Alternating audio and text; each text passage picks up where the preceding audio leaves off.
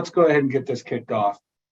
Thanks everyone for joining the data migration and how to get it right webinar. Start off here, we want to give you a couple housekeeping items.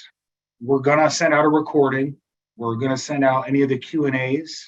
Give us a few days after here to get everything tightened up.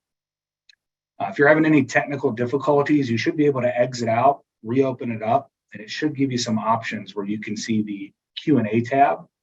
And that Q&A tab, you're going to be able to ask us questions live and at the end, and then you'll also be able to ask any technical questions. So if you're having technical difficulties, you can go ahead and put a question in there, whether it's audio. So we have some folks here monitoring that.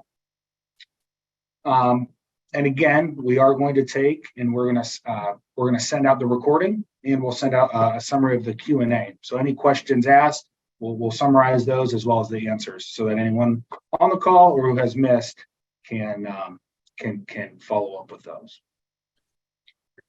So I'm Tony Shaheen. I'm the product marketing manager here at DRB, focusing on Patheon, which is what we're going to be talking about with the data migration in here and how to get from another point of sale to Patheon. And this is Mike Erickson. He's our senior product architect. He's been an integral part of the data migration process since 2021, and he's been at DRB since 2007.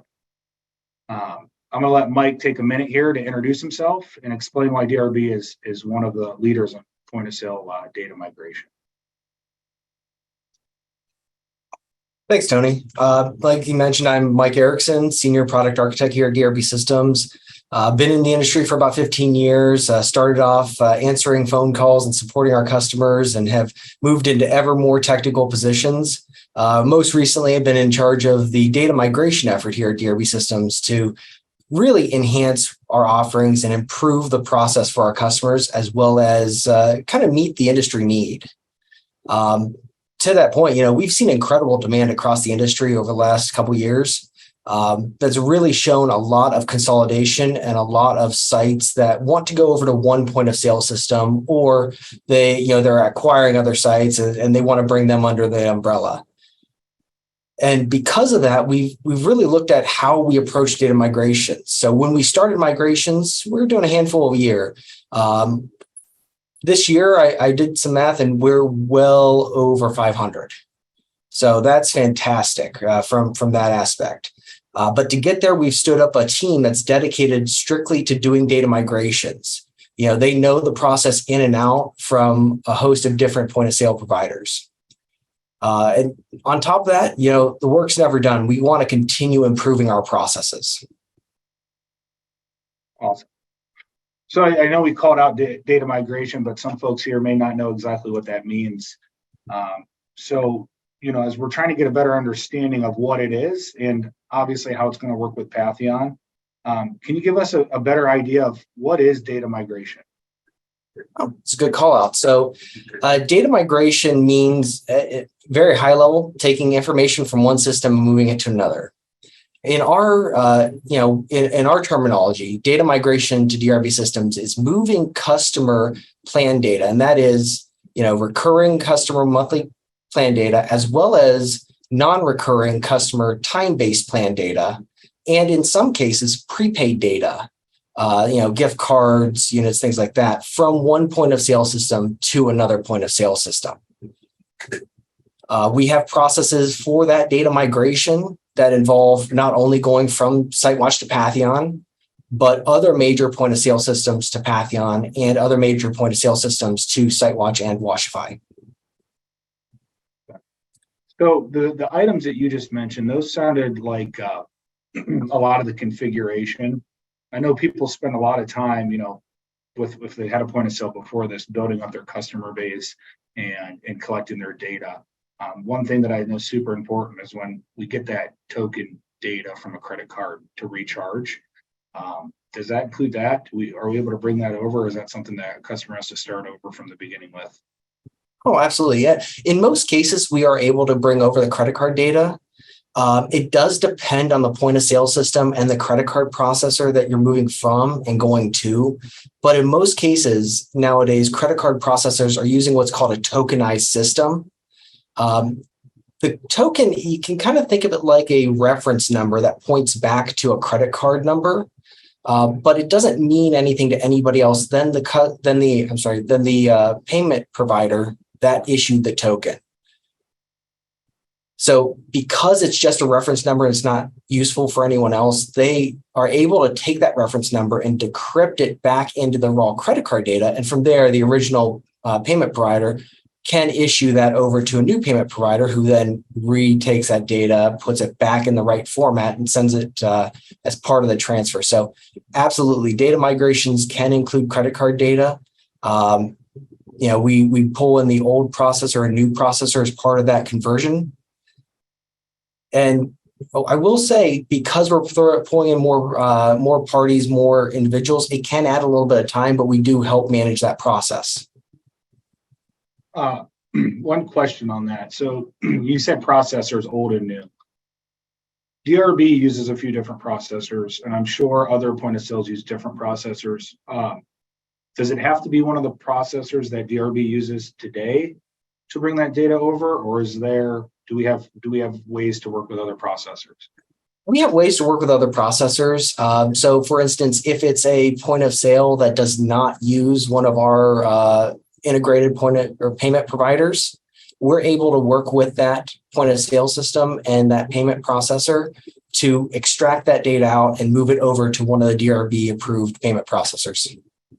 Got it. So there's wiggle room. It doesn't have to be someone we use. Okay. All right, good. So I've seen a few more people join. Just want to reiterate, if you're joining a little late, no problem. We'll be sending this recording out as well as any questions that are being asked. We do have time for Q&A at the end, but just a reminder, if we're talking about something and you want to ask a question, feel free to pop it in the Q&A button, and we'll do our best to make sure we can answer that. Anything that we don't answer on this call, we'll be sure to answer and then send that out at the end. And like I said, to give us a few days afterwards. There we go. So we know a lot here, and I think we're going to talk a little bit more about our process. But from a wash owner or operator's perspective, what kind of preparation and time commitment is required on their part to ensure that the switch to Patheon is successful?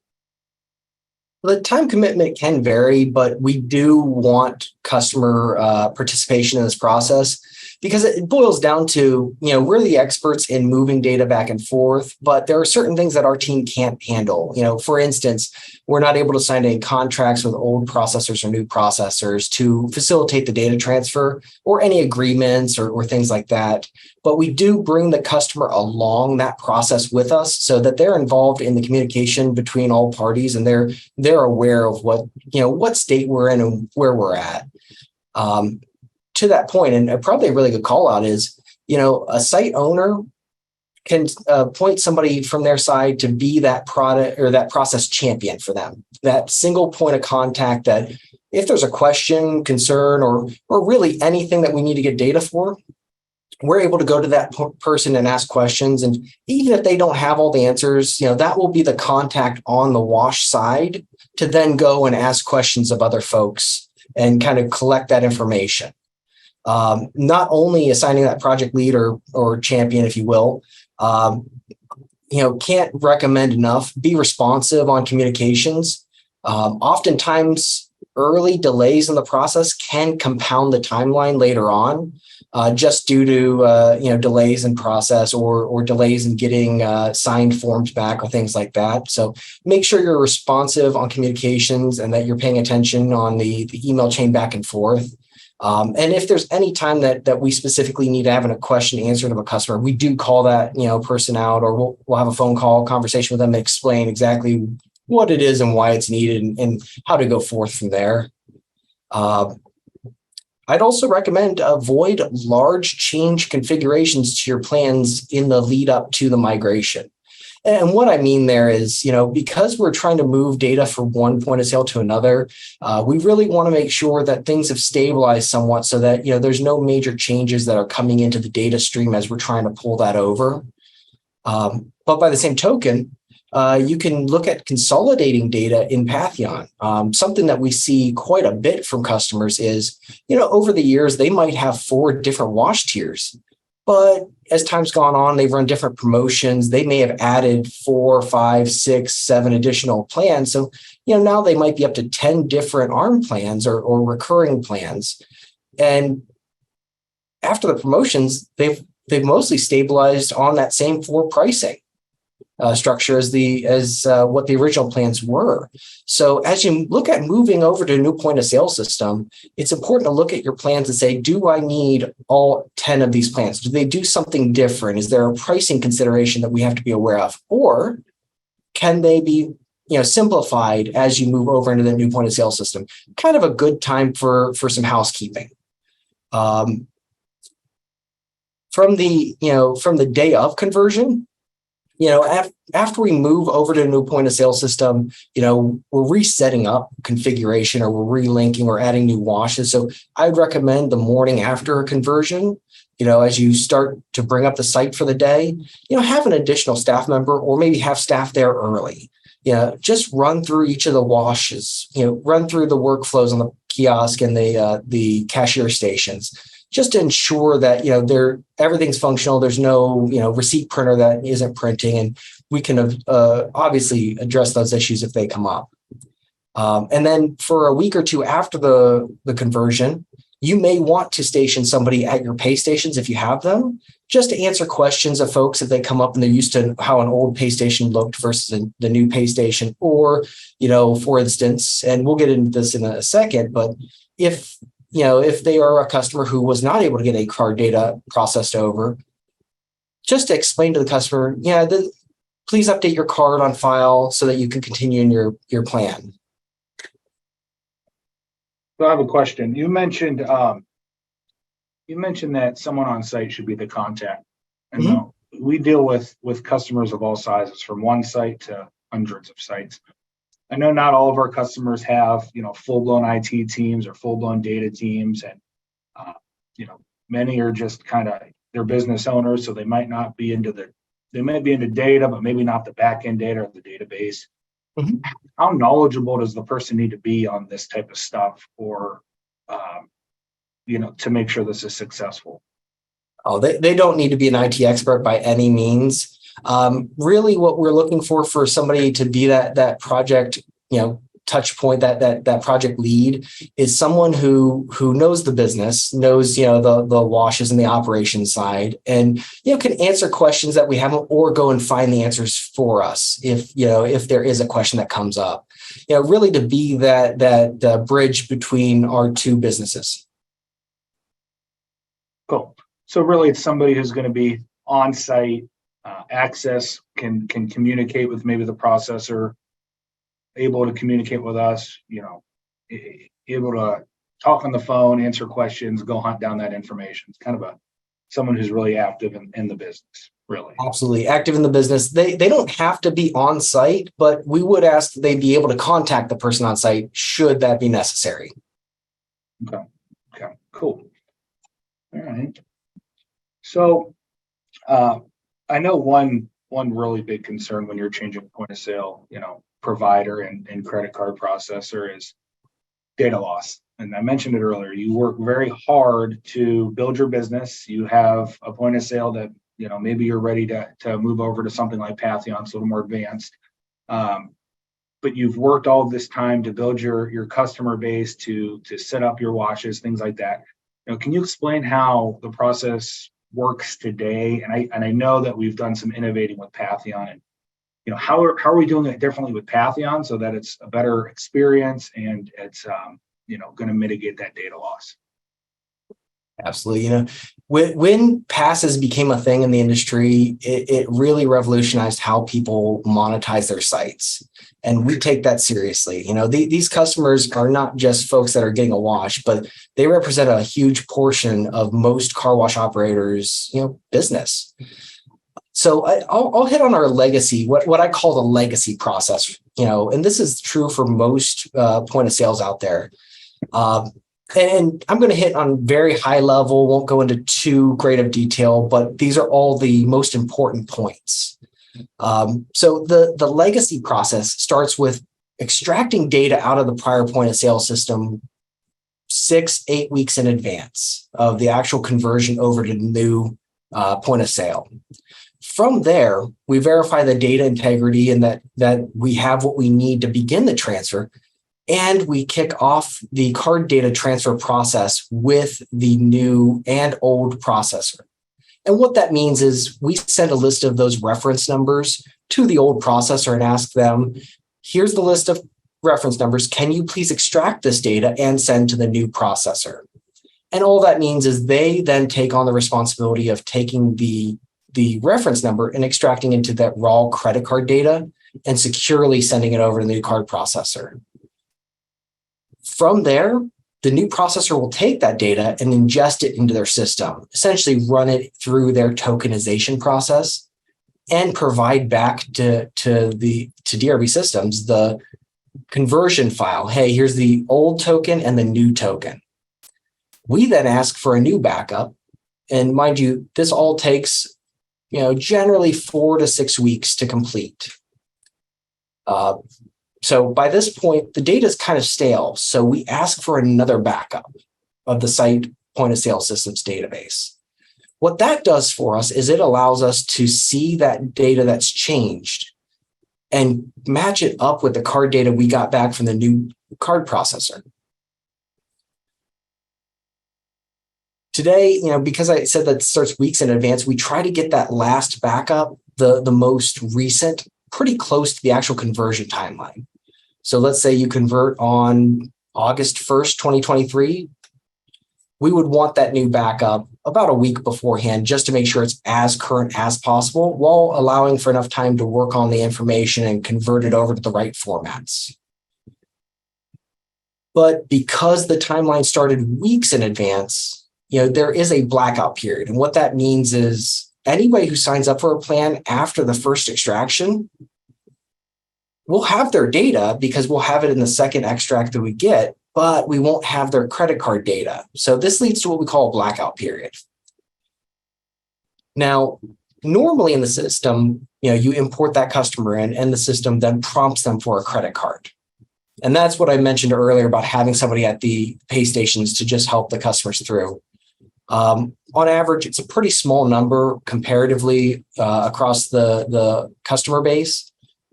Depending on timing and how extensive promotions are for ARM plans, generally see that number to be about 5 to 15% of the customers moved over will need to update their card data after the fact. So that's kind of the legacy process in a nutshell. Patheon has allowed us to really reimagine what this looks like in a way that really helps to eliminate that blackout period. So I talked before about, we're pulling data 6 to 8 weeks in advance and we're verifying this, that, and the other. Patheon allows us to essentially convert first to Patheon. So we would ask for that conversion information about a week before the conversion to Patheon, minimizing or drastically reducing the blackout period.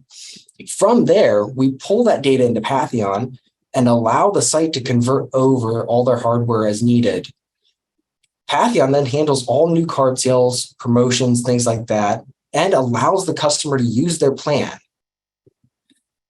In the meantime, the old point of sale would continue to recharge those customers for however long it will take to get the card data transferred over from the old processor to new.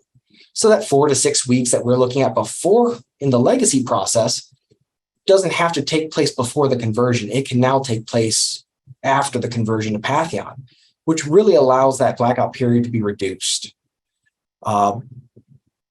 Because of this, we're anticipating a much smaller number of customers who will need to update their card. So what about reporting or education? How does how would a customer know who's in a conversion? What's going on during this process? Reporting is always a tough subject when you come to a data transfer or data migration, just because you're looking at midstream data. And sometimes you have to look in the old system, and sometimes you have to look in the new point of sale system.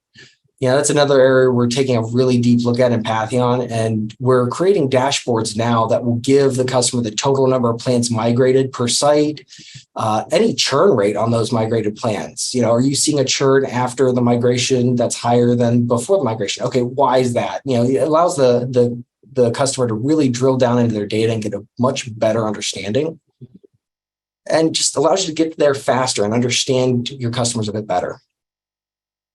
Got it. And so with the new Patheon process, by reducing that blackout period, we should see a lower amount of churn and able to really increase revenue, because that blackout period caused us to not capture the token, correct? Correct. So in that instance where a customer signed up and then did not come into the wash after the conversion, their data would, they would be removed from the system after so long because they did not update their card. Patheon really strips that problem out and gets rid of it. Got it. Okay. Okay. So I think we've covered most everything. So at the end of the day, it sounds like the ideal situation is we look to have someone at the site who is prompt, able to respond, in contact with us, able to go down hunt down the information we need. A lot of the stuff here, it seems, is a little bit behind the scenes, right? So what we're doing is we're building the railways, I think, to transport the data and keep our customers informed, especially with those reports.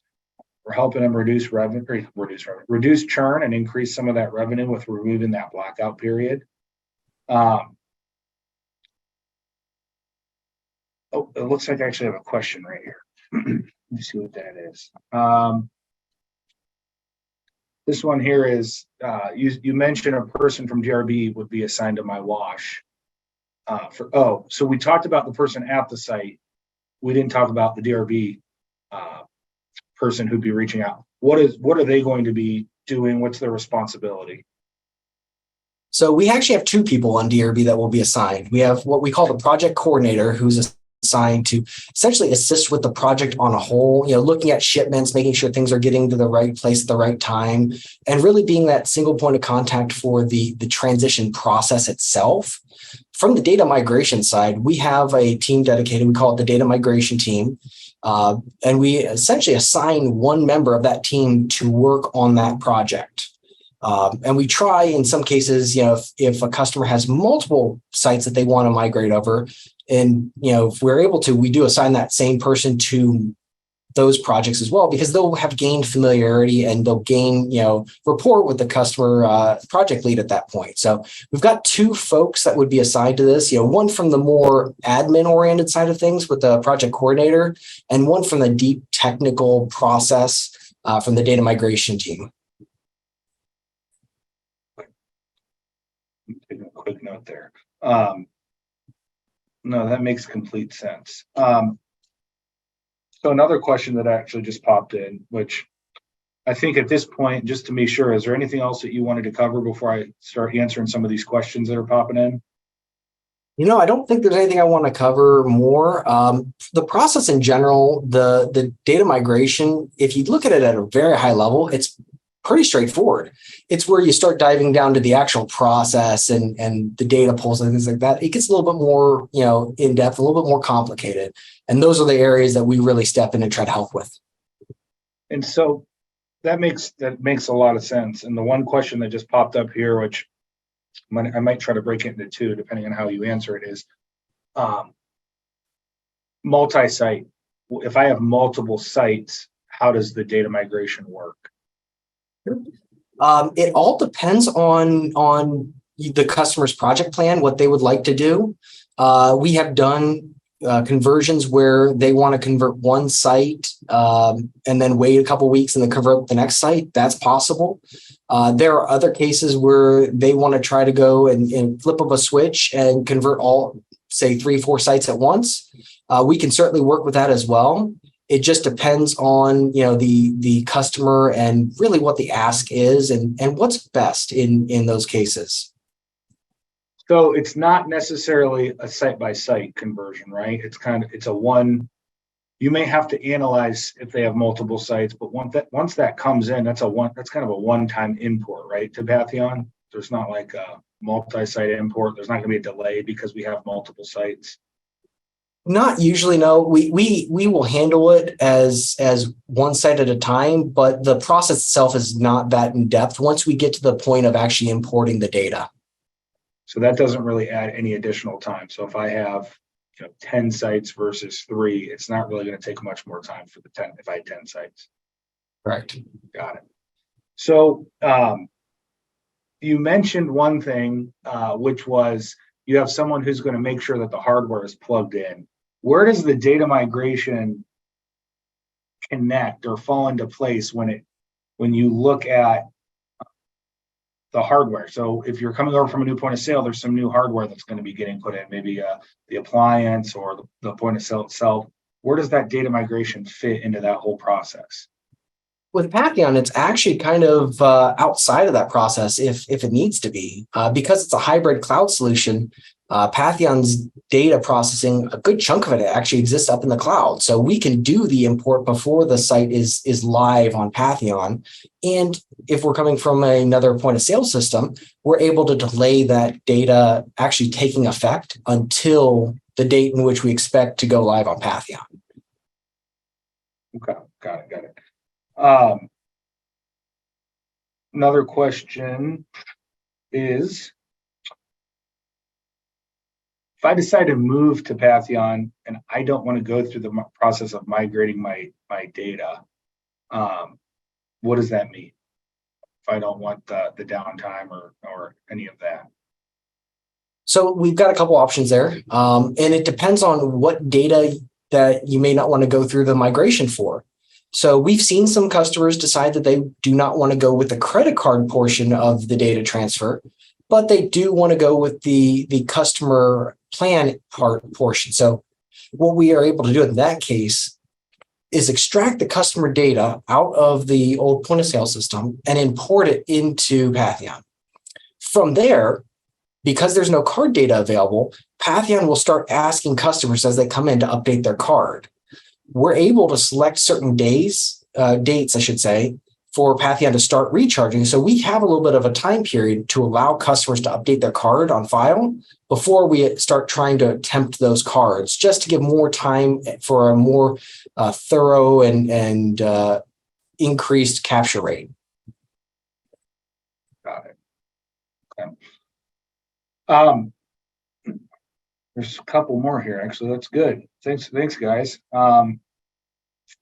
This one says, if I have recharge plans that have members in them, but I want to simplify what my wash offers, can DRB consolidate members during the migration? So if I have 10 plans and want to consolidate down. Oh, we absolutely can. A good example, and I'll obfuscate a bit for the customer question, but we found that they had Father's Day promotions stretching back from 2017, and what they would do is create a new pass plan for every Father's Day since 2017. So there was a 2018, 2019, 2020, and so on and so forth. But they were all for the best wash. Well, these plans had long since normalized to what the best wash's plan price was, which I think was about $30 a month. Well, all of those plans don't need to exist going forward. And in talking with the customer, they agreed that, well, they're not tracking those anymore. They don't really need to know about them. They just had never undertaken the process to move them from one plan to another. So as the import process continued, we decided, along with the customer, hey, if you don't need these in separate plans, for reporting purposes, it will look a lot better and you'll be able to manage the system better by just, if you'll excuse the turn of phrase, squishing them down into that one best wash plan. Got it. Okay. Looks like I might be down to the last question here. Are there any, I see here. Are there any performance or downtime constraints with the data migration? So do I have to take the point of sale down or my wash down to make this conversion work? And will we see any performance issues if I don't? So it depends on the source point of sale. So for instance, in some cases, we're able to grab a backup that was made prior and use that data. In other cases, we do need to shut the original point of sale system down to essentially enable the conversion over to the new point of sale system. So it does matter a bit on which system you're going from and you're going to. We do shoot to try to reduce any downtime as much as possible. And for the data transfer portion, we do try to shoot for, if there is downtime, try no more than about 4 hours. And we do start a bit early in the morning to try to get that before the site really starts running for the day. Okay. It doesn't look like I have any more questions here. So give one more second. If anyone has any questions, go ahead and pop those in. If not, you are able to reach back out. So we have sales folks that are in your area. So any questions, you would be able to reach out to them and we could set up more time and provide more information as needed. But outside of that, I appreciate your time and we thank you for joining the data webinar and how to get it right. So appreciate your time and have a good day. Thank you.